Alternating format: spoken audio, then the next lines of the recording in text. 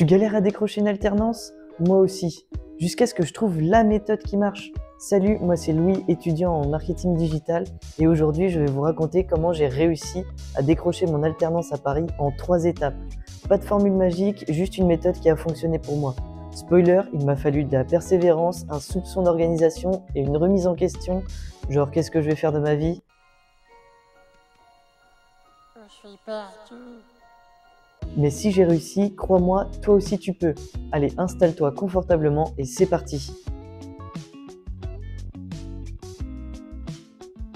Étape 1, trouver une bonne formation et définir son projet. Avant même de chercher une alternance, il faut savoir où tu vas parce que postuler sans projet, c'est un peu comme jouer à la loterie. Les chances de gagner sont plutôt faibles. Pour moi, tout a commencé par la recherche d'une école qui me correspondait vraiment. Après une enquête approfondie, j'ai trouvé l'EFAP et leur MBA Digital Marketing et Business. Ce choix n'a pas été simple, mais je voulais une formation concrète qui m'ouvre des portes en me challengeant dans un domaine hyper actuel, la transformation digitale. Et cerise sur le gâteau, ça impliquait de déménager à Paris. Autant dire que mon aventure ne faisait que commencer. C'est parti.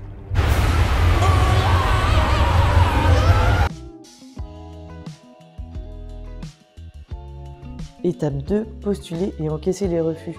Une fois installé sur Paris, j'ai attaqué la recherche d'alternance. Je me suis concentré sur les entreprises qui m'inspiraient vraiment tant pour leurs projets que pour leurs valeurs. Et pour ne pas me perdre dans mes candidatures, j'ai créé un tableau de suivi ultra détaillé. C'est pratique surtout quand une entreprise t'appelle et que tu te souviens plus du poste en question. Résultat, 6 entretiens. Mais soyons honnêtes, 0 promesse d'embauche. C'est là que j'ai dû me poser les bonnes questions. Pourquoi ça ne marche pas? Qu'est-ce que je peux faire pour m'améliorer?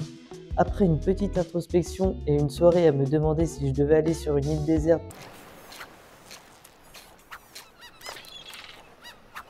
j'ai décidé de revoir ma stratégie. J'ai préparé une présentation au format STAR pour valoriser mes expériences. Situation pour le contexte du projet, task pour les objectifs fixés, action pour ce que j'ai réalisé concrètement et résultats pour les résultats que j'ai obtenus.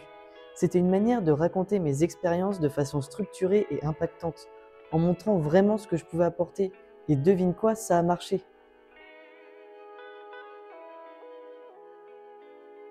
Étape 3, transformer l'essai. Une fois cette présentation prête, tout s'est accéléré. En moins de 2 semaines, j'ai décroché 3 entretiens et 3 réponses positives. Oui, 3.